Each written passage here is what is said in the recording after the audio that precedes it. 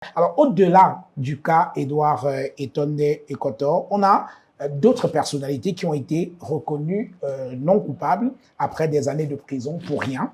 Le dernier cas en date, c'est celui du professeur Bruno Bekolo Ebe, Oui. ancien recteur de l'université de Douala, qui a été libéré après avoir passé au moins 5 ans derrière les barreaux. Avant lui, il y a eu un autre professeur, Dieudonné Oyono, qui lui aussi a été reconnu non coupable, mais ce qui, et après avoir passé du temps pour rien en prison, alors, mais ce qui est frappant dans tous ces cas, c'est que tous sont claquemurés dans une forme de silence. Certains reprennent la vie comme si de rien n'était. Moi, j'ai été surpris, par exemple, de voir le professeur Dieudonné Oyono reparti s'asseoir aux côtés de ses camarades du RDPC et puis la vie continue. Le colonel Etonde Ekotor, lui aussi, il est dans le silence, il ne parle pas. Quand on a été victime d'une telle injustice, on peut quand même crier sa fort, non, professeur? On peut crier. C'est vrai que vous parlez de la loyauté de la part du colonel Etonde Ekotor, mais tout, quand on a quand même passé au moins 5, 6, 7, 8 ans de sa vie derrière les barreaux pour rien, on peut crier à l'injustice beaucoup plus fort que ça. Vous savez que quand on est privé de liberté, Oui. il se pose un grand problème de communication. Vous êtes privé de communication parce qu'on vous met hors de la société. Pour que quelqu'un vienne vous voir là-bas, il faut qu'il ait ce que là-bas on appelle permis de communiquer. Oui. Vous comprenez cela? Vous devez demander une autorisation pour communiquer. Cela signifie que on les oblige au silence. On les bâillonne.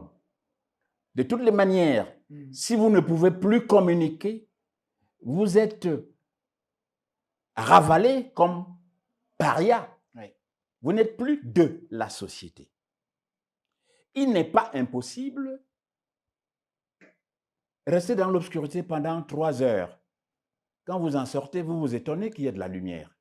Et vous ne savez plus immédiatement quoi faire de la lumière. Le réflexe, c'est de fermer les yeux. Ce n'est qu'une hypothèse d'analyse. Mais il y a mieux que cela. Écrire, c'est parfois crier. Oui. Un prisonnier privé de liberté, privé de parole, n'a peut-être plus comme urgence de se mettre à crier, de hurler. Mais des témoins de l'injustice peuvent tout de même se rendre compte qu'il y a quelque chose de pas tout à fait normal et de dire aux voisins, aux amis, aux parents, à la société, mais est-ce que vous avez vu ce qui s'est passé? Voyez-vous? C'est un peu ce que ce livre s'efforce de faire. Il n'est pas nécessaire que les personnalités que vous avez citées, j'ai d'excellents collègues, Dieudonné Oyono, le professeur, voilà, il n'est peut-être pas nécessaire qu'ils se mettent eux-mêmes à hurler. Et c'est pour cela que j'ai dit qu'il y a d'autres personnalités qui mériteraient qu'on s'intéresse à leur cas. Parce que s'ils sont porteurs d'un projet, il est bon que ce projet ne soit pas bâillonné comme la tentative a pu le tenter. Voyez-vous? Il est peut-être important que d'autres écrivains s'intéressent à d'autres cas qui peuvent être utiles pour le Cameroun de demain. Ce n'est pas à eux à hurler, je ne pense pas. Donc, mais il faut les aider à crier à l'injustice. Je pense qu'il est important.